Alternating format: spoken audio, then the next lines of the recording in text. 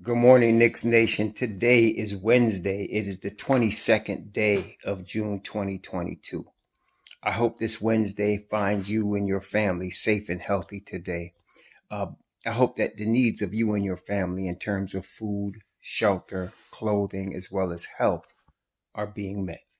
Blessings upon those that work in the healthcare field and those who are the first responders who are trying every day to save lives. Blessings upon those that pick up garbage for us to keep streets and sidewalks and parks and parkways and highways clean.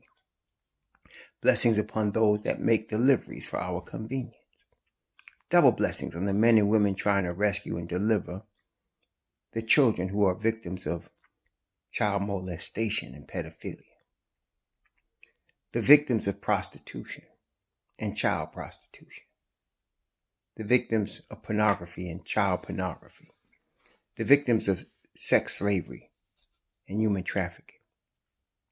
And double curses on the perpetrators, those perverts, and those profiteers who traffic in flesh and human misery. Double cursings upon them. Double curses. Finally, blessings upon the homeless. Nearly 600,000 men, women, and children on the streets of the United States of America and millions around the world in similar or worse conditions. No roof over their head. Blessings upon them, for theirs is the kingdom. Brethren, Knicks Nation, there's a lot going on. There's a lot going on. First, let me straighten some things out. Some of the fans in Knicks Nation who don't follow the events as closely as others are confused about some things. And let me just straighten some things out. First of all, we know that the Knicks are used for clickbait, constantly. And in situations and seasons like this is even more so. So you have a lot of false rumors floating through the air, most of which you can, truly ignore because they are false. They just created the clickbait. And they do it on all platforms, from ESPN to no-name platforms. They do it all over just for clickbait. They'll announce, breaking news or trades that didn't happen. That happens often, and many Knicks Nation are tired of it, and I understand. So when you see something, you just kind of toss it aside, and that's pretty much what you should do. But as I mentioned before, there are three dudes that when they report stuff, you could bank on it. Adrian Wojnarowski don't report no junk. Neither does Shams. Neither does Ian Begley. So when you hear one of or all of these men make reports about the Knicks, pay attention, because something real is happening. Now, Ian Begley has been reporting the Knicks' interest in Jaden Ivey and moving up to 4 with the Kings, offering multiple picks. Also been reported that Indiana was asked by the Kings what the Kings wanted for the 4th pick. They wanted the 6th pick and 2 number 1s, and Indiana said no. Now, Indiana, of the teams that are between us and 4, which is Detroit, Indiana, San Antonio, New Orleans, Portland, Washington. Indiana was the biggest threat to me because they had the most draft capital, and they didn't want to do that. Understandably, because of who they have in their backcourt already. Jaden Ivey's a backcourt player. Whether you think of him as a point guard or a guard, he's a backcourt player. And so Indiana has their backcourt set in Duarte and Halliburton, who they did obtain from the Kings. So they wouldn't want to be giving up that for Ivy, who would really be a third cog there, But the Knicks are in a different scenario. They have multiple first-round picks. They have multiple second-round picks. They have young talent. They have veterans. So they can get this deal done. Question is, do they want to? And that's what I talked to y'all about in the beginning. Let's get some other things straight. When you go into a negotiation like this, you don't go in with your best offer unless you just want to give it to them and let them reject it and then walk. You go in with an offer below your best offer and you negotiate. And then you already have a price, a maximum price in mind that you're willing to pay for what you're asking. And if they don't meet that price or they try to exceed it, you walk. For example, obviously the Indiana price was below number 6 and 2 number 1s. Maybe it was number 6 and 1 number 1. But they weren't willing to go 2 number 1s. So they said no. And it makes sense for them at 6 because let's say Sacramento chooses Ivy. You still got Benedict Mathurin and Keegan Murray coming right behind him. So Indiana's figuring, why we got to give up 2 number 1s when we're going to get a really good player at 6 anyway? Okay? So the Knicks are in a strong position right now with the Kings. And then and the intrigue gets more. Ian Begley also reported that the Knicks are talking to Detroit about the 5th pick. And they're dangling Cam Reddish, which I told y'all was the most likely of the young players to be dealt. Okay, I know y'all was tripping behind that. Why you keep bringing up Cam Reddish? I'm bringing him up because it's real. I don't always talk about what I want, but I try to talk about what's real. Cam Reddish is the most likely of the young players to be dealt. He wasn't drafted by the Knicks. Thibodeau did not want him, and Leon got him anyway. Then he got hurt, which has been his issue, availability. Some of y'all still not catching that. So that's why they're dangling Cam Reddish to Detroit. And he would fit, if he's healthy, you put Cam Reddish with Cade Cunningham and Sadiq Bey, you're going to have something there. See? So, and then they would probably take our number 11. And they still going to get a good player. And so that is something to watch. And the Knicks are calling Sacramento's bluff. In other words, you don't want the package? We're going to deal with Detroit. Because you know what? If they did draft Jaden Ivey, guess who's available? Ben Mathurin. I wouldn't even consider him a consolation prize. To me, you give me either of those two brothers and we're good. Okay. So that's the play here. So if, Sacramento balked at the whole thing and decided to just take Keegan Murray, now you got an option. You could still get Ivy or you could get Benedict Mathurin. So the Knicks are definitely pushing all the buttons to move up. Okay. They're pushing all the buttons to move up. And as we talked about the other day, they got options. They could wait to see who falls at 11. Although I have to tell y'all, that's probably the last option. If the Knicks are not able to trade up to get a Ivy or a Mathurin, because they're in the game now. They're for real in the game. Or they're not able to do that. The next step to me is they trade back. And they trade back using the 11th pick and players, just like they were trying to trade up. Again, because if you could get Atari Eason and the Okai Agbaji, Atari Eason and the Jalen Williams, you get a front court player and you get a back court player. You could get one because Jalen Williams has moved up my draft board. I've moved him ahead of AJ Griffin. I've moved him ahead of Johnny Davis. I've moved him ahead of Malachi Brown. Jalen Williams has won me to move up. And if you could get him or Kai Abaji plus a front court player like Atari Eason, you did good. You did a good draft that night. See? So, and what might it cost you? It might cost you Cam Reddish. It might cost you, of course, your number 11. It might cost you your Dallas pick. And moving down, I think you can get 2 picks for those guys. You can get 2 picks. You can arrange it with some seconds to get first your 11 for somebody's blah, blah, blah. And then, some trade for somebody's other. And you can get those 2 dudes. So I'm feeling very strong about the Knicks being able to move up. If they don't move up, I'm feeling equally strong about them moving down and getting 2 good players. So we're in very good position right here. And again, this ain't no smoke. This ain't just no smoke. Ian reported it. And I believe, it was just not on Ian. I believe it was either Wojnarowski or Shans. One of them also talked about the Knicks being in the game to move up. This is no joke.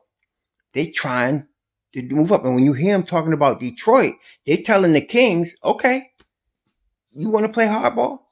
We're going to talk to Detroit and see what they want.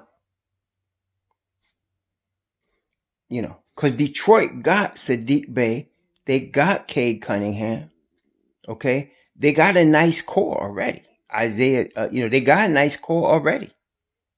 So they could go from there and they're going to get a player at 11 plus a number 1 for next year or 2. See? And so, the Knicks really, the Don and his crew are playing this game for real. This is a chess game. They playing it on a high level.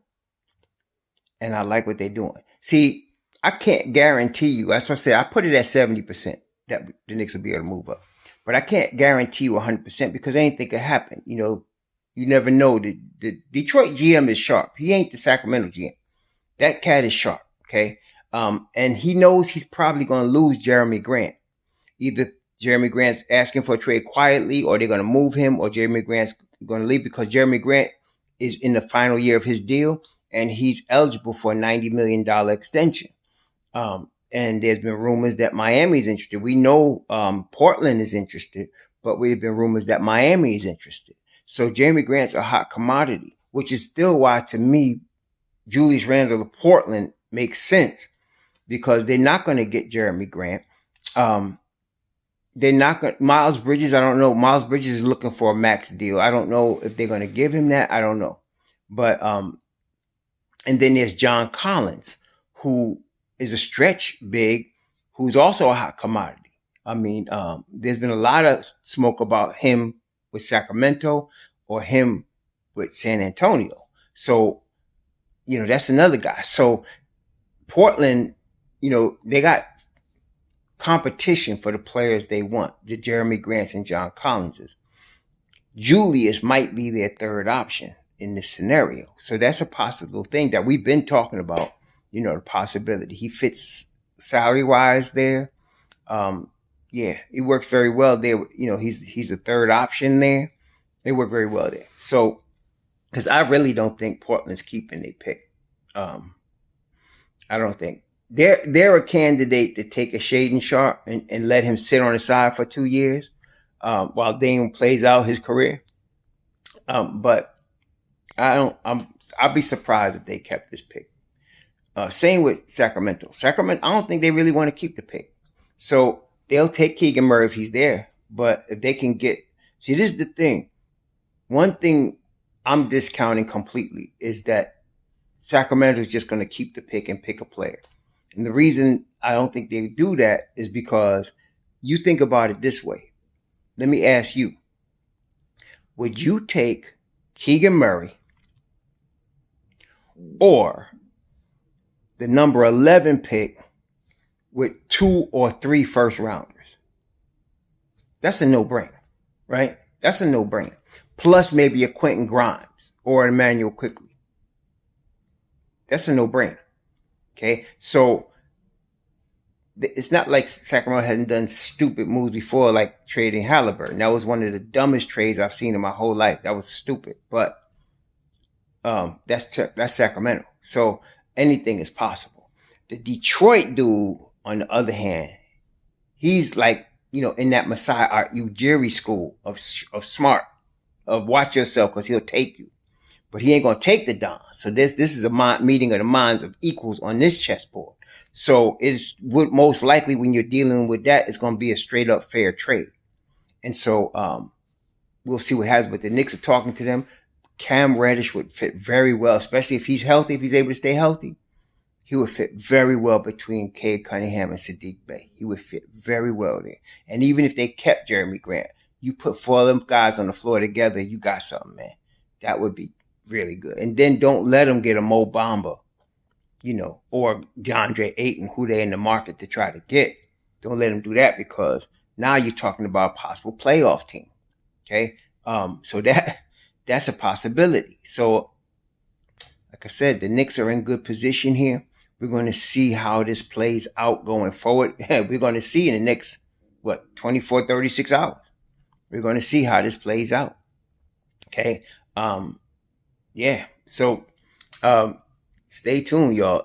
The Knicks are going to end up with a good player Thursday night. I'm going to tell you that right now. Somebody talked about some executive, and you can't, executives talk crap because they want to put mess out in the media. It don't make sense. Knicks might trade out of the draft. No, they're not going to do that. They're going to get a player. They don't need a lot. After this season, they don't really need. I heard next season's draft is stacked. I don't start looking into the high school players until about summer league.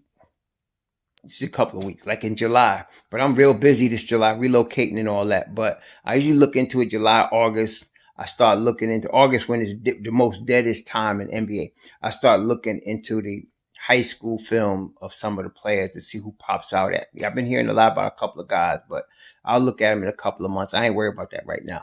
Right now is the draft this year. We were about next year's draft next year. But I will tell you this. The more high school kids you got coming into the NBA draft, the more busts you're going to have. See, most people don't think of it that way. They're only thinking of the glory. There's the other side to it. Most of these high school kids are not going to pan out. And even just as many of them are coming out too early for their bodies to fully develop, and they're going to get hurt and get knee problems and foot problems and all that. That happens when you come out too young. Okay. Your body's just not ready for the grind. It's an 82 game grind in the league. Okay. So, that's another thing to consider. That's why I'm not as high. Maybe there's always going to be a superstar, in the draft from the young kids that you can develop.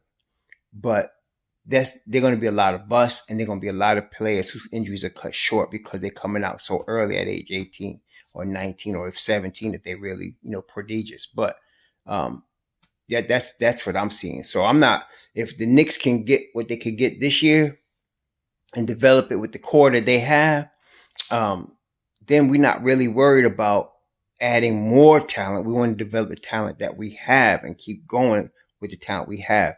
Like I said, this is a year where I think, as it turns out, we got 8 players 24 years old or under.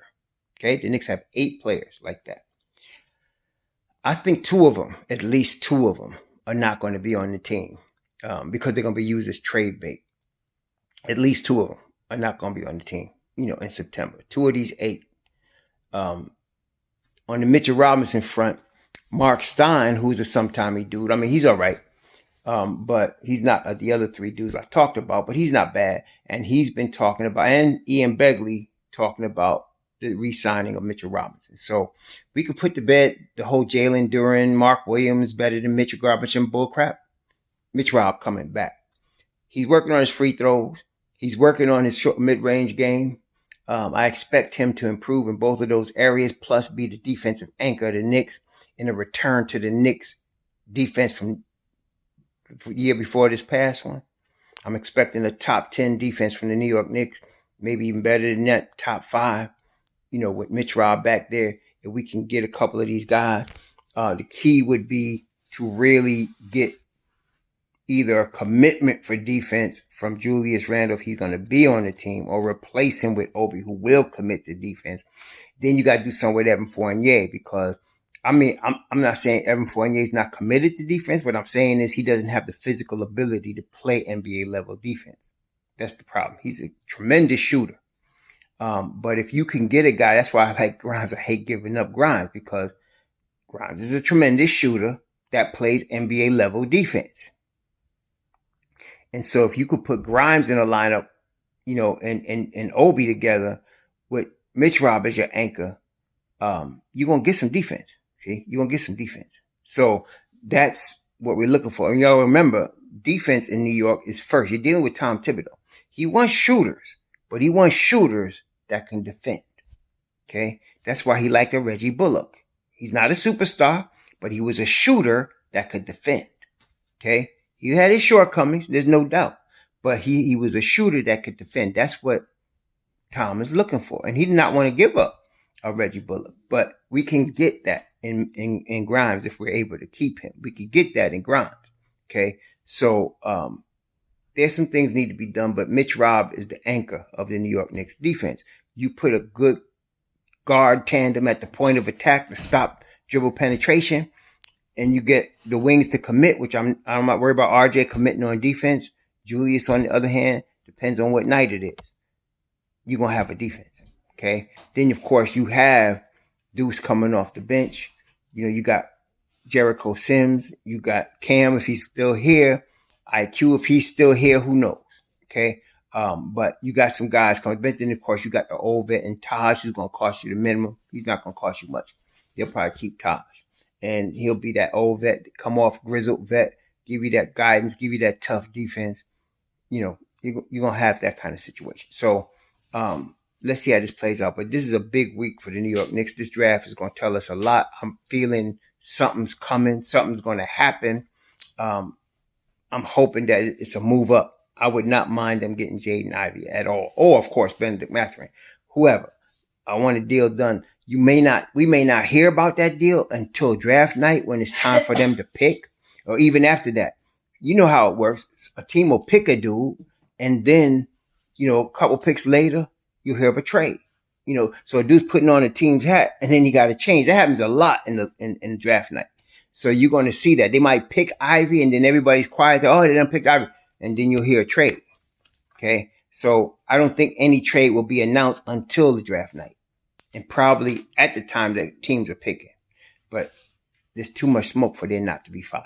There's too much smoke from too many credible sources for it not to be fire. And so, brethren, we get ready. Something's happening. Okay? And we're going to see a lot this week in this draft. And then right after that, a week later, it's July 1st. There's going to be some more fireworks there too. And then after that, a week later, it's Summer League. And we're going to see the deuce time. We're going to see deuce time. And whoever the rookie is, they pick rookies plus, Jericho and maybe Grimes if he's still with us. So we'll see what happens. But it's going to be big. It's going to be big this week. All right? Hang on to your hats. The Knicks getting ready to make a move. We're going to see something. Y'all have a good Wednesday. Shalom.